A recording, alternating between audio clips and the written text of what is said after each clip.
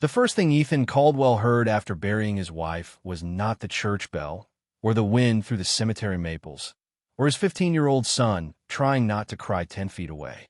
It was Allison's phone buzzing inside the cardboard box of belongings the funeral director had placed on the passenger seat. Ethan sat frozen in the black sedan, both hands on the wheel, still wearing the suit Allison had chosen for their anniversary dinner last spring. No one was supposed to call her anymore. No one was supposed to need her.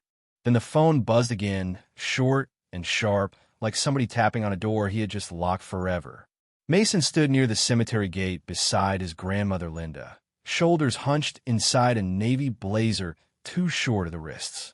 Grant Mercer, Allison's older brother, was beside him. Ethan saw it, felt something tighten, and looked down. Allison's phone lay under her scarf, her keys, and the silver locket Mason had refused to keep because it still smelled like her perfume. The screen lit up once more. Heller Photo Lab. Page 17 is ready. Please collect before family review. Ethan read the message twice, then a third time, slower, because grief made normal words look impossible. Page 17. Family review. He did not know any Heller Photo Lab. Allison had thousands of pictures on her phone, but she had not printed photos in years. Their family albums sat in the hallway cabinet, with Little League games, school ceremonies, and Christmas mornings that now felt like artifacts from another life. He reached for the phone, but the lock screen asked for a passcode. His thumb hovered uselessly over the glass. Then he noticed something tucked inside the clear rubber case, behind the phone itself. A corner of red paper. Ethan slid the phone free. A small claim ticket dropped into his lap, bright red against his black pants, the kind dry cleaners and copy shops use so customers would not lose their place in line. Across the top, in faded blue ink, someone had written P17-042. Beneath it, in Allison's careful handwriting, were 5 words that made the air leave his chest. Do not show Mason yet. He looked up immediately. Mason was watching him from across the lane, eyes red, confused, and older than they had been that morning. Linda gently turned Mason away, and Grant leaned down to whisper something near the boy's ear. Ethan closed his fist around the ticket before anyone could see it. For the first time since the hospital had called him before dawn, he felt something other than grief. Not anger, not exactly fear. Suspicion, quiet and cold, settled under his ribs. Allison had been sick for 7 months. There had been appointments, medication schedules, insurance papers, casseroles from neighbors, and nights when she slept while Ethan sat in the hallway listening for any change in her breathing. If she had arranged something at a photo lab, she had done it while pretending there was nothing left to arrange. If she had written a warning about Mason, she had written it knowing Ethan would find it only after she was gone. Another message appeared, shorter this time. Mr. Caldwell, your wife marked this pickup urgent. We close at 6. Ethan checked the dashboard. 4:42 p.m. The cemetery was 40 minutes from home and nearly an hour from downtown Dayton, where the lab address appeared beneath the message. He should have driven Mason home. He should have met the relatives waiting at the church basement with ham sandwiches, paper plates, and soft voices. Instead, he slipped the red ticket into his jacket pocket. Mason walked toward the car. Dad, he asked, are we going home? Ethan looked at his son, then at Allison's glowing phone. For 1 second, he almost told him. Then Allison's warning returned.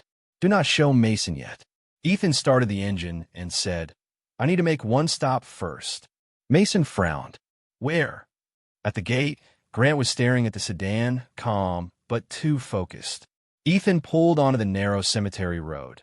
In the rearview mirror, he saw Grant reach for his own phone. Ethan did not drive toward downtown first. He drove home because the words family review would not leave him alone, and because Allison's albums were still in the hallway cabinet where she had arranged them by year, with small white labels on the spines. Mason sat beside him in silence, staring out the window as the cemetery trees slid away behind them.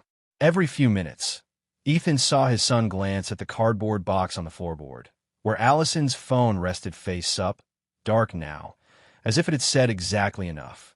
Halfway home, Mason asked, was it Grandma? Ethan kept both hands on the wheel. No, was it about Mom? Ethan waited too long. and Mason turned toward him. "Dad, it was about some photos," Ethan said carefully. "I just need to check something before we go to the church." Mason sank back into the seat. He looked exhausted, but beneath the exhaustion was something Ethan hated seeing on his son's face, the early shape of distrust. At the house, the porch light was still on from the morning, though it was not dark yet. Someone had left a casserole in a foil pan beside the door. Ethan unlocked the front door, and the house greeted them with that terrible quiet that only comes when the person who made a home feel alive is gone. Mason went straight to the kitchen and stood there, lost, looking at the empty chair where Allison used to sort bills.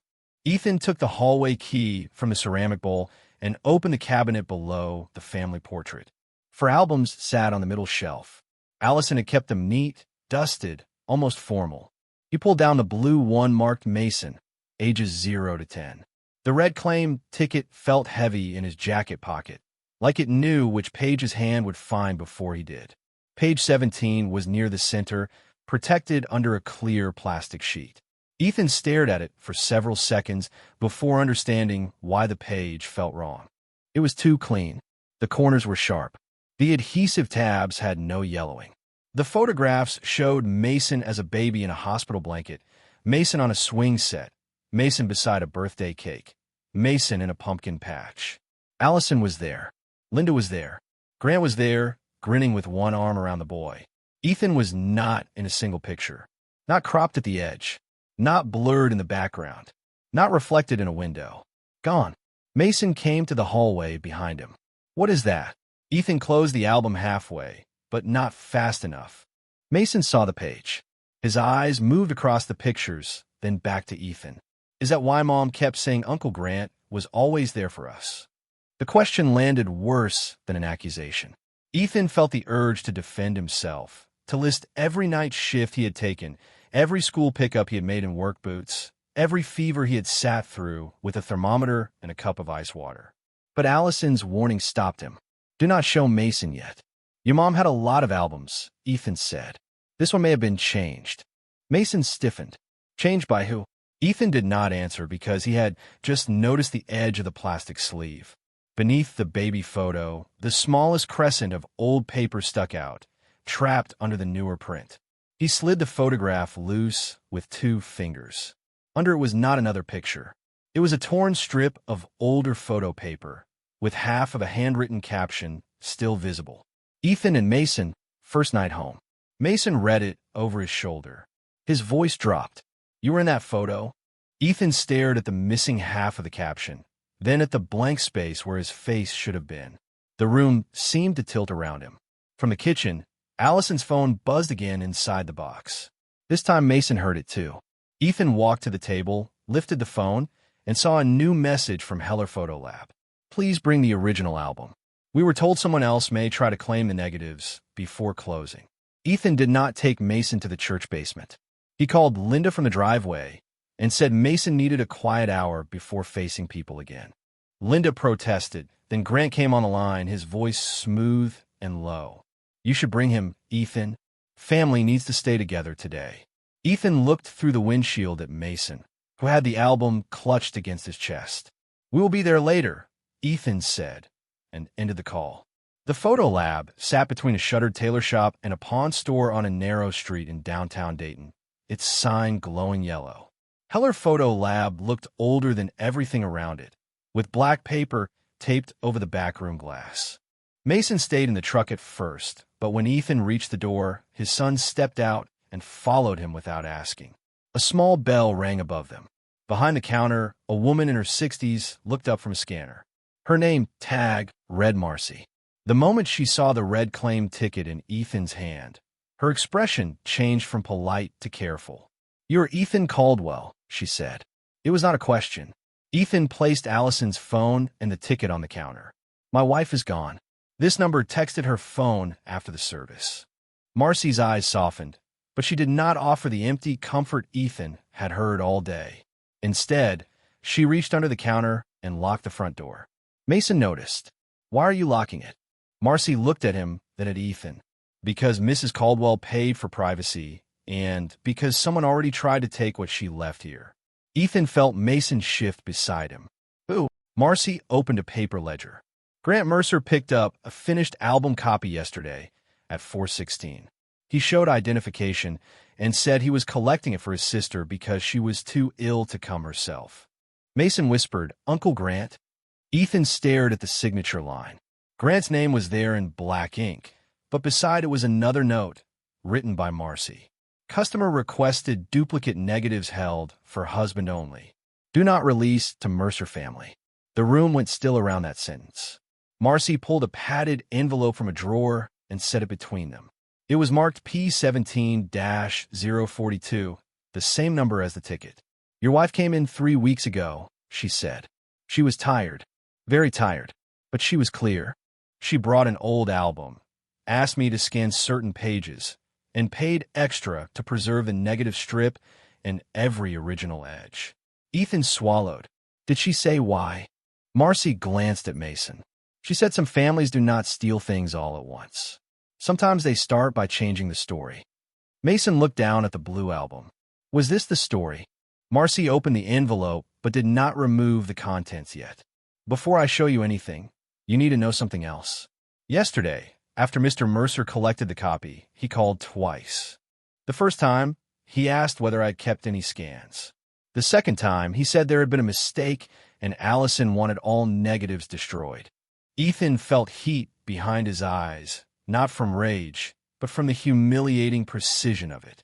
Grant had not panicked. He had planned. Did you destroy them? Mason asked. Marcy shook her head.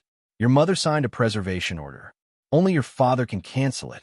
For the first time all day, Mason looked at Ethan not with doubt, but with a desperate need for the next answer to be good. Marcy carried the envelope into the back room and placed a strip of film under a light table. Shapes appeared first, then faces, then a hospital room, Ethan remembered. Allison in bed, Mason newborn and red-faced, and Ethan, younger, exhausted, smiling down at both of them with one hand on the blanket. Mason leaned closer. That is you, he said. Marcy slid the current album page beside the negative. In Grant's printed version, Ethan had been removed so cleanly that only the blanket remained. Then Marcy pointed to the margin of the film. There's one more frame your wife marked with a star. Marcy moved the strip beneath the glass until the starred frame filled the monitor. It was not a hospital picture. It was Mason at 4 years old in the front yard, standing beside a crooked cardboard rocket Ethan had built from moving boxes and silver duct tape. Allison was laughing on the porch, barefoot, holding a paper cup of lemonade. Ethan stood behind Mason with both hands on the boy's shoulders, steadying him while he saluted the camera. Mason made a small sound beside him, not quite a laugh and not quite a sob. I remember that rocket, he said. Mom told me Uncle Grant helped me make it. Ethan looked at the album version. In that one, the rocket remained, Allison remained, Mason remained, but Ethan had been cut away. His hands were gone from Mason's shoulders. The space where he had stood had been filled with a blurred patch of grass. Marcy did not speak for a moment. She let the comparison sit there, cruel in its simplicity. Then she opened a second folder on the computer. Your wife asked me to scan the backs, too. Ethan frowned. The backs of the photographs? All of them. On the screen appeared the reverse side of the rocket photo. Allison's handwriting crossed the white border in blue pen. Ethan stayed up until 2 in the morning building this after his shift. Mason stared at the sentence as if it had been written directly to him. His mouth tightened, and he looked away fast, but not before Ethan saw the damage changing shape. It was no longer suspicion aimed at his father. It was suspicion aimed at every story he had been handed. Marcy clicked through more scans. First day of kindergarten, with Ethan tying Mason's shoe beside the school steps. Back caption, he cried after Mason went inside, then denied it. Fifth birthday, with Ethan carrying the cake because Allison's wrists hurt that week. Back caption, he carried the whole party and never said he was tired. Soccer rain out, with Ethan under a red umbrella, soaked from the knees down while Mason grinned in cleats. Back caption, my boys still smiling in a storm. Mason stepped closer to the screen. Why would Mom let anyone take you out? Ethan had no answer that would not poison the room. He could barely breathe through the question himself. Allison had written those captions with love. Someone else had built a version of the album where that love had no witness. Marcy took a thin paper sleeve from the padded envelope and laid it flat on the counter. There is another reason I called today. Allison did not only preserve the negatives. She asked for a side-by-side authentication sheet. For what? Ethan asked. Marcy removed one page, careful not to bend it. It showed 2 columns. Original scan, altered print. Under each pair, Marcy had marked where a person had been cropped, where background had been softened, where adhesive shadows proved a print had been replaced. At the bottom was Allison's signature, dated 8 days before she died. Mason read the last line aloud, slower than a whisper. Prepared for family record dispute. Ethan felt those words settle like a door closing somewhere inside the building. Not divorce. Not nostalgia. A dispute. Did she tell you a dispute? He asked. Marcy hesitated, and that hesitation was its own answer. She said if you came alone, I should give you the authentication sheet. If you came with Mason, I should show him enough to know you did not abandon him. But she also said not to discuss the second packet until you asked why Grant needed the album. Ethan turned toward her. Why did he need it? Before Marcy could answer, headlights swept across the front window. A dark sport utility vehicle parked at the curb. Grant stepped out, still in his funeral suit, with Linda beside him and a man Ethan had never seen before carrying a narrow leather portfolio. Marcy reached under the counter and quietly slid the authentication sheet toward Ethan. That, she said, watching the door, is Peter Vance, and he is not here for family pictures today. Grant did not knock. He tried the handle, found it locked, and looked through the glass with the patient irritation of a man who expected doors to open for him. Marcy turned the deadbolt with one hand, while keeping the authentication sheet flat beneath Ethan's palm. Let me do the talking first, she murmured. Ethan slipped the red claim ticket and the sheet inside the album cover, then placed the album under his arm. Mason stood closer to him than he had all afternoon. That small movement almost broke Ethan more than the photographs had. Marcy opened the door. Grant entered with Linda half a step behind him, her black hat still pinned perfectly in place. The stranger with the leather portfolio came last. He had silver hair, square glasses, and the calm smile of someone who had built families for difficult moments. Marcy, Grant said, forcing warmth into his voice, we were worried. Ethan is under tremendous stress today. I hope he has not misunderstood anything. Mason stiffened. Ethan felt it, but kept his eyes on Grant. What would I misunderstand? Grant glanced at the album. Allison wanted the memorial display finished before the family reception. She asked me to handle it. Marcy folded her hands on the counter. Allison instructed me not to release preserved negatives to any Mercer relative. Linda's lips tightened. That sounds unlike my daughter. It is in writing, Marcy said. Peter Vance stepped forward before Grant could answer. Mr. Caldwell, I am Peter Vance. I advise families during estate transitions. Today is not the time for conflict. The boy needs stability, not a fight over old pictures. Mason looked at him. My name is Mason. Peter blinked, then gave a practiced nod. Of course. The mistake landed softly, but changed the room. Ethan saw Mason notice how easily adults could discuss his life without speaking to him. Grant recovered quickly. Ethan, you have been through a loss. Nobody is accusing you of anything. Then why did you tell Marcy to destroy the negatives? Ethan asked. Grant's smile thinned. Linda looked at him. Peter opened his portfolio, not wide enough for Ethan to read, but enough to show stamped pages, color tabs, and a photograph clipped to the top. Ethan recognized page 17, not the real one, Grant's version. Because unfinished materials create confusion, Peter said. The court prefers clean family records. Ethan heard the word court and felt Mason inhale beside him. Marcy's jaw tightened. This is a photo lab, Mr. Vance. We preserve records. We do not clean families. Linda stepped closer to Mason. Sweetheart, your uncle is only trying to honor your mother. Mason did not move toward her. His hand gripped the edge of Ethan's sleeve, not like a child hiding, but like a son choosing where to stand. Grant saw it, and for the first time his face lost its polished sympathy. Do not make him pick sides in a room full of strangers, Grant said. Ethan placed the album on the counter and opened it to page 17. He already had sides picked for him. Marcy turned the monitor back on. The rocket photo appeared again, split between the altered print and the original scan. Ethan did not explain. He let the missing father and the restored father speak in silence. Peter stared at the screen for 1 second too long. Grant looked away first. Linda whispered, "Allison would never have wanted this shown." Mason answered before Ethan could. Then why did she write Dad's name on the back? The room went still. Marcy clicked to the caption scan. Ethan stayed up until 2 in the morning building this after his shift. Linda's eyes filled, but she did not deny it. Grant did. A caption is not a custody record. Ethan turned slowly. Who said anything about custody? Peter closed the portfolio, but not before Ethan saw the title stamped across the first page. Minor Beneficiary Continuity Petition. Under it, in smaller print, was Mason Caldwell, Emergency Review, 9 in the morning.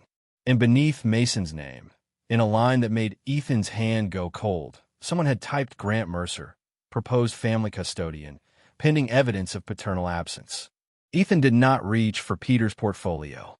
He had learned, in the last hour, that touching the wrong paper at the wrong moment gave careful people room to call you unstable. Instead, he took out his phone, turned on the camera, and laid it face up on the counter where everyone could see the red recording dot. "Say it clearly," he told Peter. "Why is my son's name in a petition I have never seen?" Peter's polished smile disappeared by fractions. "This is preliminary. No one is removing anyone." Then explain proposed family custodian, Ethan said. Mason's hand slipped from Ethan's sleeve. For a second, Ethan feared the boy was pulling away, but Mason stepped around him and faced Grant. "You filed something about me this morning?" Grant's answer came too fast. "For your protection. For my dad." Grant looked at Linda, then at Peter, as if the correct version of the truth had to be selected from menu. Peter cleared his throat. After a parent dies, certain financial protections must be reviewed. Your mother carried a beneficiary trust. The court needs to know which adult can maintain continuity if the surviving parent has been largely absent. Ethan felt the word absent hit the room harder than any accusation. Marcy walked to a side cabinet and removed a clear sleeve labeled Caldwell comparison packet. "Mr. Vance," she said, "did your filing include this altered page?" Peter did not answer. That was answer enough. Mason looked from the altered album to the original scan, and something in his face changed. He was not crying now. He was measuring adults. "How much money?" he asked. Linda whispered his name, but Mason did not turn. Peter adjusted his glasses. "That is not appropriate for a minor to discuss in a public business." "This is not public," Marcy said. "You lock yourselves into a private appointment by trying to collect protected negatives." Ethan looked at Peter. "How much?" Grant exhaled through his nose. Allison wanted Mason's future secure. "How much?" Ethan repeated. Peter opened the portfolio again, slower this time. A page slid loose, and Ethan read the line before Peter covered it. Caldwell Education and Continuity Trust. Estimated value, $740,000. Mason saw it too. The boy's shoulders dropped, not in relief, but in recognition that grief had become paperwork before his mother's flowers had even wilted. Ethan forced his voice to stay low. "You used a fake album page to argue I was absent so Grant could control $740,000 meant for my son." Grant's face hardened. "You make everything sound ugly because you never understood my sister's family." Mason turned toward him. "Dad is my family." It was the first time Mason had said it that day, without doubt attached to it. Ethan held on to that sentence because he could not hold onto anything else. Marcy moved behind the counter and opened the lab's order system. There is a time-stamped record. Allison requested original edge preservation, back caption scans, and chain of custody notation. Grant Mercer collected only the memorial copy. He never had authorization for negatives or authentication. Peter's eyes narrowed. A photo lab receipt will not override a court review. "No," Marcy said, "but an altered evidentiary exhibit might stop one." Grant pointed at the screen. "Those are family pictures. You are all making this bigger than it is." Ethan turned the album toward him. Then why did you remove me from every picture that showed I raised my son? Grant leaned closer, voice dropping. Because being present in photographs is not the same as being trusted by Allison. The sentence was meant for Mason. Ethan knew it. Linda knew it. And Mason painfully knew it too. Before Ethan could speak, Marcy reached beneath the counter again and placed a sealed cream envelope beside the red claim ticket. Across the front, in Allison's handwriting, were the words for Ethan if Grant says I did not trust him. Marcy looked at Mason, then at Ethan. She told me this was the page after page 17.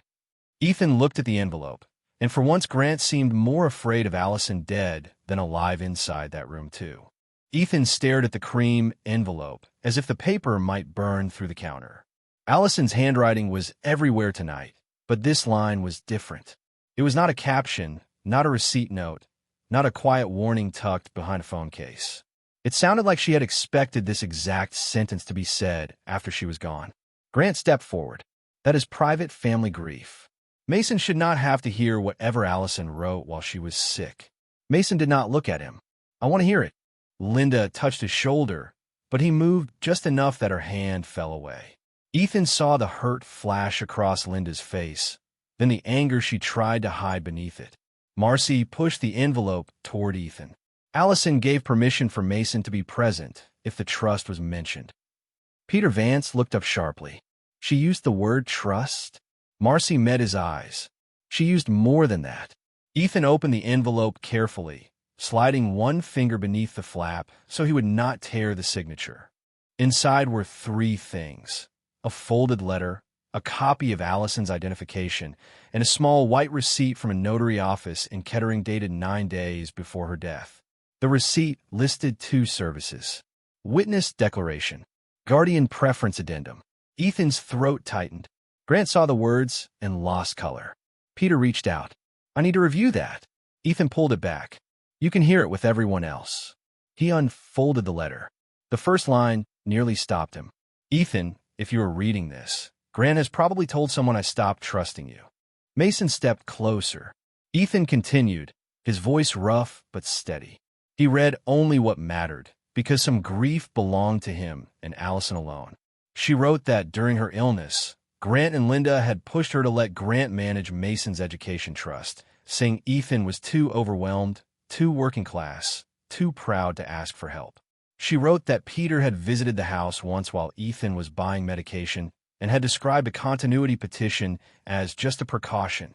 She wrote that she refused to sign it. Then came the sentence that changed Mason's face completely. My legal preference is that Ethan Caldwell remain Mason's only guardian and primary decision-maker.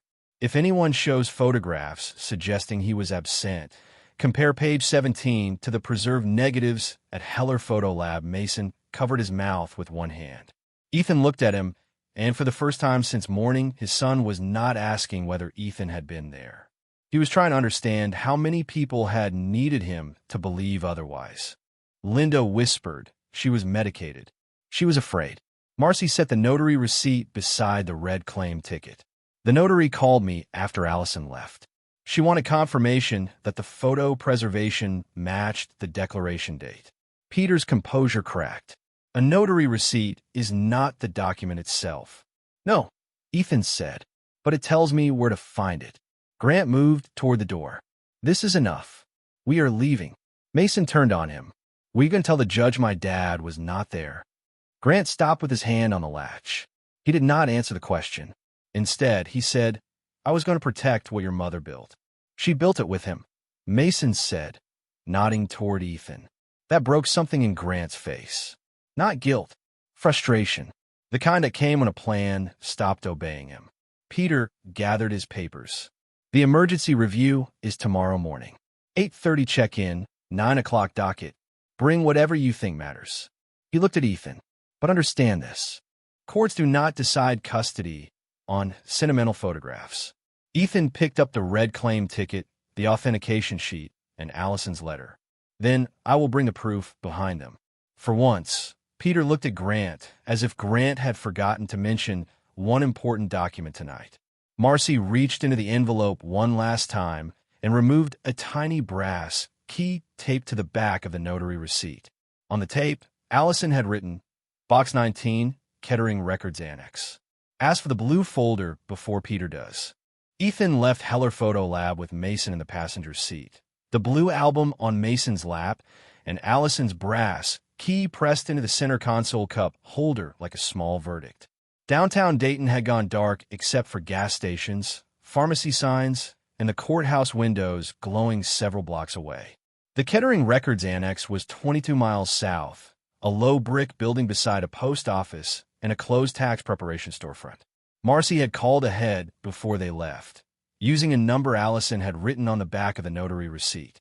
By the time Ethan arrived, an older records clerk named Mrs. Albright was waiting under the awning with a ring of keys and the expression of someone who had stayed late for reasons larger than office policy. "You are Ethan Caldwell," she said. Ethan nodded. Mason stepped out, holding the album with both arms. Mrs. Albright looked at the boy, then at the little brass key. "Your wife rented Box 19 under conditional release. Husband present, son permitted, Mercer family excluded." Mason glanced at Ethan. That one word, excluded, seemed to give him steadier ground. Inside, the annex smelled like paper, carpet cleaner, and old air conditioning. Mrs. Albright led them to a small records room with metal cabinets and a wooden table under a buzzing fluorescent light. Ethan unlocked Box 19 himself. Inside was a blue folder, exactly as Allison had written, sealed with a white label across the flap. On the label were the same 5 digits from the red claim ticket, P17-042. Ethan opened it. The first page was the Guardian Preference Addendum, notarized and witnessed, naming Ethan as Mason's sole guardian and primary financial decision-maker unless he was legally proven unfit. The second page was stranger. It was a printed email from Peter Vance to Grant Mercer, dated the morning after Allison's final hospital appointment. Subject line, Continuity Petition Evidence Packet. The message read, "The album page will help establish emotional absence if the father contests. Make sure the hospital and early childhood images do not undermine that position." Mason read it once, then looked away as if the words had physical weight. Ethan felt his own grief sharpen into something steadier.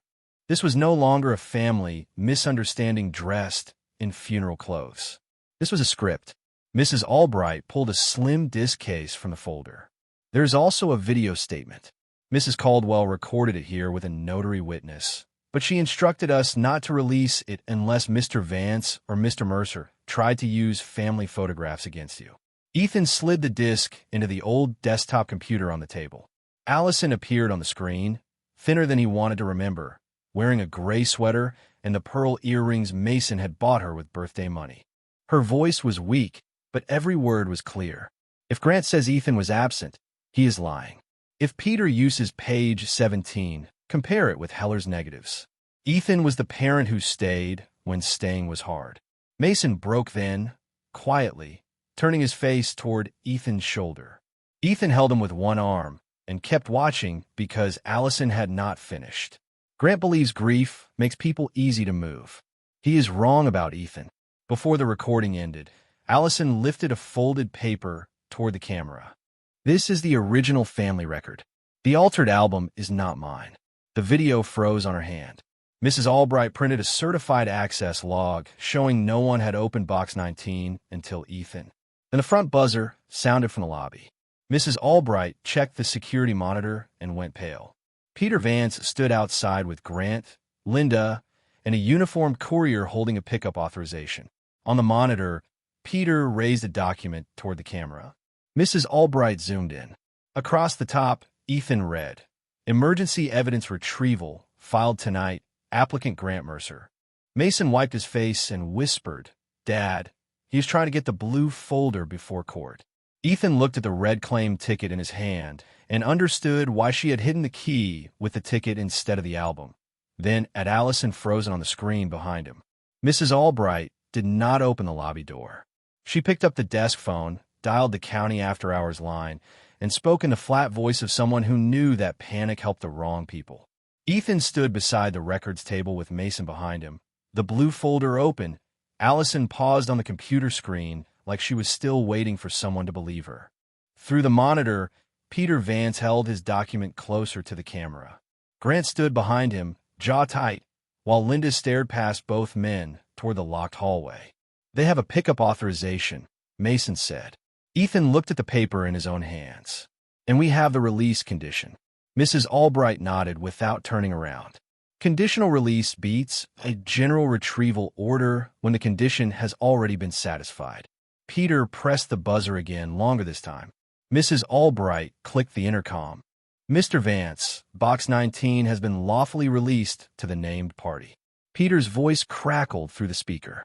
"That folder is part of an emergency review packet. Then you can explain why your name appears in the protected file," she said, and ended the connection. For the first time that night, Mason almost smiled, not because anything was funny, but because an adult had finally said no on his behalf. Ethan gathered the Guardian addendum, the email, the access log, and the disk case. Then he took the red claim ticket from his pocket and laid it beside the blue folder. The numbers matched. P17-042. The Photolab ticket had not been a random clue. It was the bridge between Allison's altered album and her protected legal file. Page 17 had been the bait Grant thought he controlled. The claim ticket was the proof that Allison had built a path around him. Mrs. Albright made 3 certified copies before unlocking the front door. A Kettering police officer arrived first, not for an arrest, but to keep the pickup dispute civil while the county clerk reviewed the documents by phone. Peter tried to talk over everyone until Mrs. Albright handed the officer the printed email with his name on it. Grant said nothing then. Linda kept whispering that Allison had been confused, but Mason stepped forward with a blue album in his arms. "She was clear enough to know you would say that." No one answered him. At 8:30 the next morning, Ethan and Mason walked into the county courthouse wearing the same funeral clothes, wrinkled from a night without sleep. Grant and Peter were already there.